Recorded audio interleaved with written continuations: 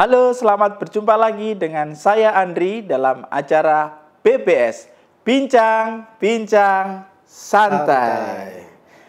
Hari ini telah hadir, tamu kita hari ini adalah Bapak Yosep Praba. Oke. Selamat jumpa Pak Yosep. Selamat jumpa Pak Andri, Ya. Terima kasih sudah diundang untuk ikut Bincang-Bincang Santai. Pak Yosep ini di tahun 2023 sudah purna tugas sebagai guru di Sekolah Mater Dei Pamulang. Tuh. Nah, untuk itu pemirsa, mari kita ikuti bincang-bincang kita hari ini bersama bintang tamu Bapak Yosep. Oke, terima kasih Pak Andri. Pak Yosep, saya pengen tahu pengalaman apa yang Pak Yosep alami di SDK Mater Dei ini.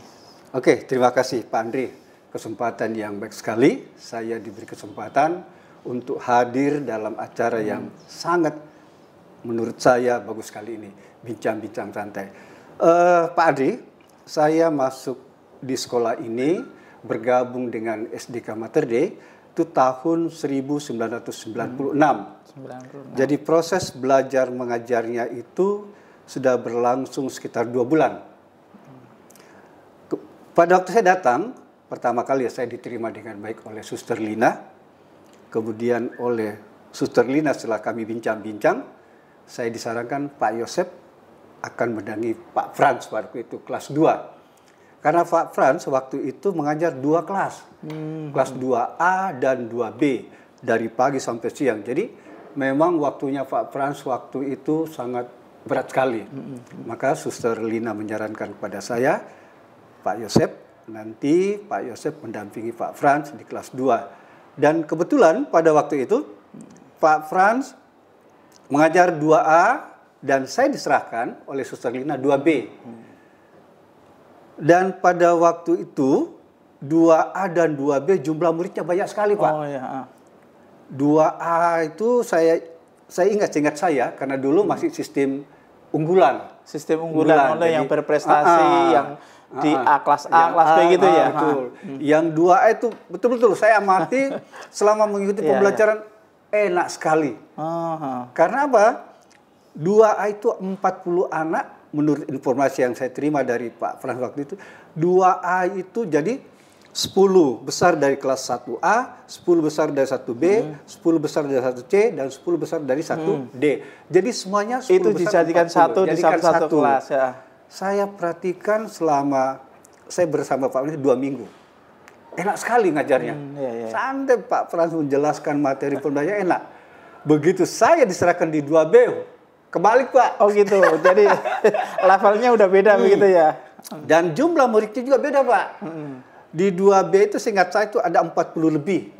40 lebih. Jumlah siswanya satu kelas. Seingat saya itu ada 48 Pak. 48. Kenapa saya bisa tahu? Karena jumlah murid kita itu mejanya itu kalau papan tulis begini, itu mejanya tinggal jarak tinggal 1 meter. Jarak bacanya 1 meter. Saya bilang sama Pak Frans, kenapa begini Pak? Ya begini Pak, jumlah murid kita banyak.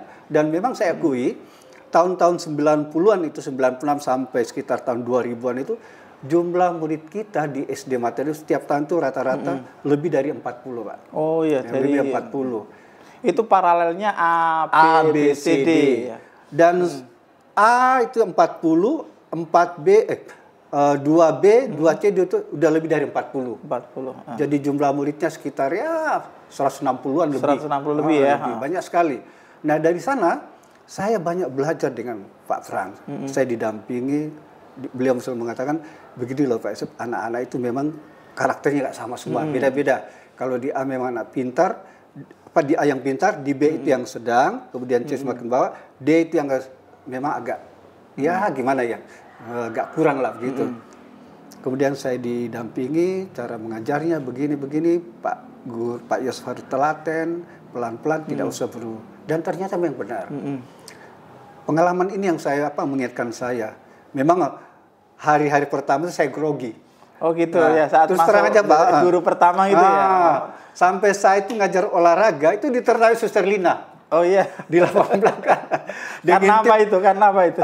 Pertama dialog, komunikasi. Karena bahasa saya mungkin mereka tidak terbiasa dengan dengan teman-teman bahasa daerah gitu atau sampai saya kadang-kadang teriak-teriak sampai suster ngintip dari jendela, dia mengatakan sama Pak Gio, tuh lihat tuh orang Makassar tuh ngomong. Saya bilang iya nggak apa-apa. Dan Pak Pras juga mengingatkan pelan-pelan aja Pak, nggak usah terlalu terburu-buru, biasa-biasa aja. Nah, ini pengalaman-pengalaman berharga yang saya terima. Dan anak-anak juga Pak, baik sekali mau terima saya. Oh iya. Dan memang hari pertama itu kan peralihan dari Pak Frans dari kelas ke Pak Yosep.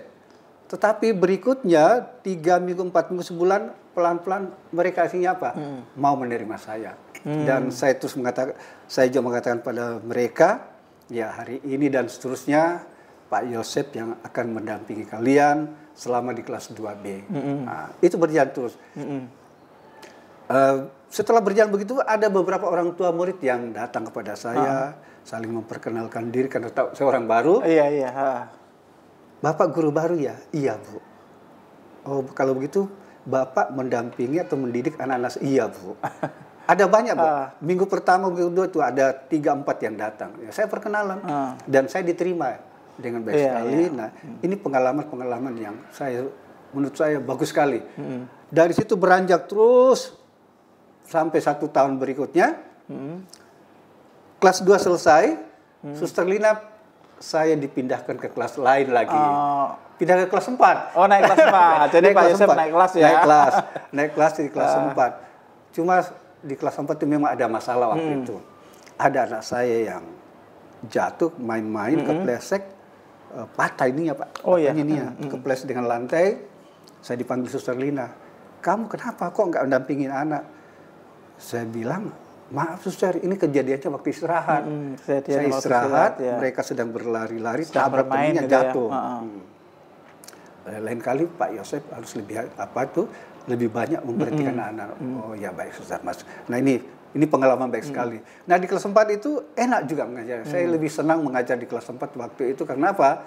Materinya memang menurut saya lebih mendalam, lebih bisa kuasai dibanding kelas 2. Memang kelas 2 kecil tapi saya lebih enjoy mengajar di kelas 4 waktu itu. Di kelas 4. Nah, maka saya bilang ini pengalaman yang enak sekali. Tetapi 1 tahun saya di situ Pak, turun lagi ke kelas 2. Dari kelas 4 1 tahun, kembali lagi ke kelas 2. Nggak naik kelas 1, malah turun kelas lagi. Ke kelas 2 lagi. Kelas 2 lagi. Nah, kelas 2-nya itu waktu itu saya di 2A. Nah, di 2A. Di 2A itu saya di kelas 2 cukup lama, 2-3 tahun. 3 tahun di sana saya berproses dengan teman-teman. Setelah itu naik ke kelas 4 lagi. Naik kelas 4 lagi. 2, 4 itu. Di kelas 4 itu cukup lama Pak. Saya cukup lama di kelas 4 itu kurang lebih 9 tahun. Wah, 9 tahun di kelas 4 terus ya?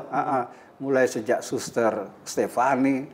Terakhir itu Suster Priska. Suster Priska. Suster Priska. Setelah itu nanti berganti lagi dengan suster berikutnya. Nah, pengalaman di sana juga di kelas 4 itu dengan murid-murid yang baru setiap tahun menyenangkan sekali. Ya namanya anak-anak senangnya lucu-lucu ngobrol, gitu lucu-lucu. ya. Dianya ngobrol, ditanya macam-macam pekerjaan orang tua, kemudian keluarga mau bagaimana. Mereka senang. Dan saya terus terang, memang sangat senang sekali dengan situasi seperti ini dengan anak-anak. Dan saya diterima. Tidak hanya anak-anak, kemudian orang tuanya juga. Nah itu pengalaman dengan anak-anak. Nah, kemudian dengan guru-guru, dari guru-guru karyawan Mater Dei ini lebih senang lagi. Oh iya. Karena kebetulan Pak Andi ya saya mengatakan waktu saya mengajar di sini pertama kali itu saya ditempatkan atau disuruh tinggal di kamar belakang itu. Di kamar belakang itu. Di sekolah ini. Di sekolah ini ya. Itu saya banyak dapat pengalaman dengan teman-teman, dengan Pak Walno yang sering kita ngobrol di sana, dengan Pak Toto ya. Sering ngobrol di sana. Kadang-kadang juga dengan guru-guru yang masih bujang pada waktu banyak, termasuk Pak Wardi. Oh gitu Pak ya. Wardi pindahan dari Kalimantan waktu itu. Kemudian ada Pak Juven, ada Pak Anton, ada Pak Bambang. Wah ramai. Pak Marsudi almarhum. Jadi kita semua ngumpul di sana. Ngobrol satu sama lain. Enak sekali. Jadi suasana kekeluarganya tuh aduh sama sekali susah untuk dijelaskan. Kita saling mendukung, bercerita pengalaman satu sama lain. Dan seingat saya juga waktu itu, karena yang sudah berkeluarga pada waktu saya datang baru Pak No, seingat saya. Pak Walno. Pak Walno. Yang sudah resign ya. Pak Walno. Pak Walno itu banyak memberikan pengalaman juga bagi saya. Dia menceritakan, Pak, dulu saya itu pertama kali datang begini. Mereka menceritakan semua tentang sekolah kita ini seperti apa. Dia bilang, saya itu orang pertama Pak di sini. Oh, bagus lah Pak. Kalau begitu banyak, saya harus banyak belajar dengan Bapak. Dan Pak Walno itu juga orangnya yang, ya terus terang orang yang sederhana, ya jujur, bertanggung jawab, dan enak diajak berkomunikasi. Kemudian dengan teman-teman yang lain, guru-guru karyawan yang lain, saya itu pernah dikerjain juga sama Pak Gio. Pak Gio. Pak Gio itu. Gimana? Saya dikerjain itu. Saya lagi kerja di ruang guru, tiba-tiba dia mengatakan, Pak Yosep, kamu dipanggil suster Lina. Saya masuk ke suster Lina. Karena apa itu? Tunggu dulu, saya, suster permisi, suster panggil saya. Enggak, saya nggak panggil kamu. Oh, ceritanya di prank ya? Saya bilang, apa itu? Saya dikerjain begitu. Saya bilang, kamu kerjaan. Padahal saya udah serius Pak, udah serius. Apa yang bertanyakan pada saya. Sampai dalam, enggak, saya nggak panggil Bapak. Wah, kayak kena deh gitu ya. Mulai saat itu, saya tahu, ini tukang kerjaan orang ini. Dan saya tanya teman-teman yang lain, iya Pak Gio sekarang begitu. Suka ganggu, suka iseng dengan teman. Oh, awalnya belum tahu ya? Belum tahu. Ya. Karakternya Pak Gio seperti apa gitu ya? Begitu terus berlanjut, semakin banyak informasi saya terima. Iya, Pak Gio gitu lah. Suka menggangguin orang. Tapi ya saya senang juga, ini menjadi pengalaman saya ya. Ada semacam ya nuansa baru lah. Kalau terlalu serius juga nggak bagus. Kadang-kadang perlu rileks lah, santai untuk seperti itu.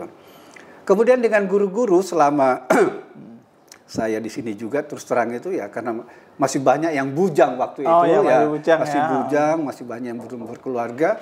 Kadang-kadang itu teman-teman sampai sore ngobrol di sini, banyak kegiatan. Ada sering main apa? Main karambol. Karambol ya, paling seru itu ya kalau karambol. Saya senang itu kalau main karambol. Saya almarhum Pak Peter juga ya, sering Pak Toto, jago-jago, termasuk Pak Andi juga, iya, Pak Frans, wah. Itu kalau sudah sampai selesai ngajar, ngumpul di belakang main karambol, senangnya. Nah, saya kan nggak bisa main, ini sebagai penonton. Tapi ya itu, supporter ya. Menghibur, kadang tawa-tawa macam-macam. Saya bilang, enak juga ini selesai ngajar, ada refreshing, bisa main-main, ada hiburan.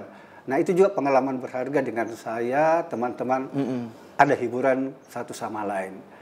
Kemudian ada pengalaman yang menarik juga, Pak Andri, waktu saya 1 tahun di sini, Pak Sarwi menikah, diajak Suster Lina. Gitu. Kita ke Bengkulu. Ke Bengkulu ya. Danau Toba kan. Betul. Mengikuti apa itu acaranya Pak Sarwi. Pak Sarwi pernikahan Saya kan nggak tahu. Saya orang baru kan. Saya kan orang baru. Enggak, semua guru karyawan ikut. Saya bilang, wah saya diajak. Wah enak sekali. Terima kasih saya diajak. Jalan-jalan. Itu pertama kali mengikuti ya? Baru pertama kali, tahun 96 itu. Nah kita diajak, ya senang sekali. Ke Pak Sarwi, ke Bengkulu juga, kota Bengkulu seperti apa, Danau Toba seperti apa, kota Medan seperti apa, enak sekali. Di sana juga banyak sekali pengalaman-pengalaman yang saya terima. Kita saling bermain, bercanda dengan teman-teman, saling ya berkenalan. Ada satu frater siapa ya, yang jadi Romo, itu juga. Jatmiko ya. Jatmiko. Itu jadi Romo ya di Bogor ya sekarang. Betul. Kita main volley bersama, enak sekali. Jadi canda-candanya kita itu dengan teman-teman, dengan guru karyawan, terus terang ini pengalaman-pengalaman berharga yang banyak saya terima di materi selama saya bersekolah di sini. Kemudian hal-hal yang lain yang juga banyak saya terima di sini pengalaman yaitu dengan orang tua murid. Orang tua murid. Saya nggak tahu dulu kan ada yang di lapangan waktu pertama kali. Oh iya, awal-awalnya kegiatan itu kan harus di lapangan ya. Panitia. Saya itu jadi ketua panitia di kelas 2 waktu itu. Lah, saya tanya teman-teman paralel, gimana caranya? Oh, caranya gini, Pak. Bapak ngundang orang tua. Kita ngundang orang tua murid, beberapa orang tua murid kita pilih untuk membantu kita nanti untuk mendampingi anak-anak. Oh, begitu ya. Nah, saya pilih beberapa orang tua murid. Pikir saya itu gini, Pak, takut-takut nanti jangan-jangan orang tuanya nolak, nggak mau terima. Benar. Ternyata setelah saya pilih, saya tunjuk, mereka dengan sukarela, dengan spontan, mereka malah terima kasih Pak, saya dipercaya untuk mendampingi anak-anak. Di situ pengalaman berharga yang pertama kali Iya. saya mau diterima jadi orang tua murid. Oh ternyata orang tua murid kita ini kalau diberi tugas, kita minta bantuan, mereka nggak pernah menolak. Dan itu terus sampai sekarang. Maka saya bilang ini dengan orang tua murid di Mater Dei ini sungguh luar biasa sekali. Luar biasa ya. Mau diajak kerjasama dan tidak banyak apa itu neko-neko, Iya. nggak banyak omongan lah. Yang penting mereka mau membantu kita, Membantu. mau bekerja. Loyalitasnya untuk tinggi anak-anak. gitu ya. Betul. Loyalitas mereka terhadap sekolah, terhadap anak, terhadap guru sangat-sangat luar biasa memang. Nah itu pengalaman-pengalaman yang makanya Ya. tidak pernah Bisa saya akan lupakan. dilupakan ya. Iya. Maka saya bilang, kapan lagi saya bisa menikmati ini? Nah, ini tidak Iya, bisa iya, melupakan. betul. Kemudian banyak lagi Pak, dengan teman-teman sekalian itu saya ingat almarhum Pak Tikno. Pak Tikno iya. ini juga orang yang paling banyak membantu saya. Iya. Banyak membantu menolong saya. Saya pernah minta bantuan buatkan lemari. Lemari ya. Lemari pakaian. Saya bilang, Pak Tino, boleh nggak saya minta tolong buatkan lemari pakaian? Kebetulan pakaian saya kan di belakang itu berantakan Pak, penuh. Bilang boleh Pak Yosep. Saya minta bantuan beliau. Saya belikan bahan-bahannya Bahan-bahannya, semua. materialnya ya. Material semua.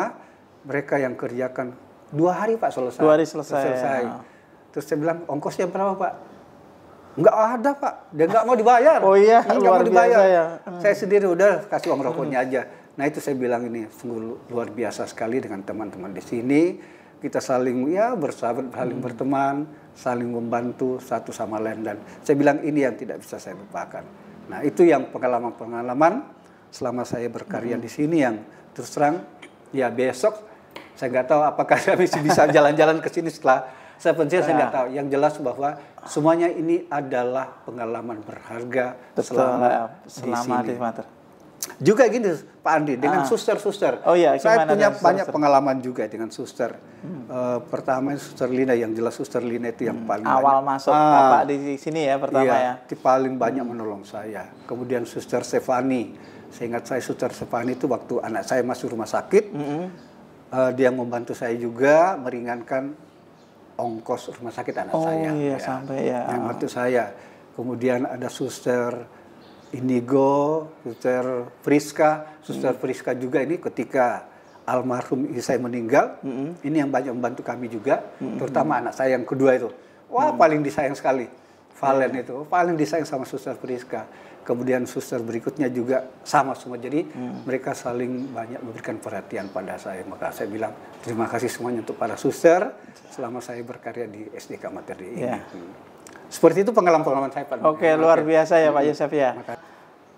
Harapan untuk sekolah Mater Dei itu, kemudian harapan untuk para guru SDK Mater Dei, dan juga murid-murid, wali murid Mater Dei, itu menurut Bapak seperti apa? Iya, kalau harapan saya untuk sekolah ini ya semoga ke depan semakin maju, semakin berkembang, semakin banyak peminatnya. Amin. Ya. Kemudian untuk teman-teman para guru ya saya berharap juga ya tetap kerjasama, ya, saling membantu, saling mendukung satu sama lain.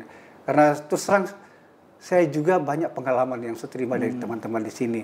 Karena saya juga mengalami, saya banyak dibantu, saya banyak ditolong, saya banyak didoakan. Nah itu saya berharap ya teman-teman pererat kembali persatuan, tetap ditingkatkan terus, saling tali silaturahmi. Ya yang sudah ada ditingkatkan lagi, ya ditingkat untuk kedepannya supaya teman-teman juga ya semakin hari semakin ya kompak lah untuk semakin saya. kompak saling ya. Untuk anak-anak kita ini karena ini semakin zaman milenial ya. Iya, ya mau tidak mau perkembangan semakin maju.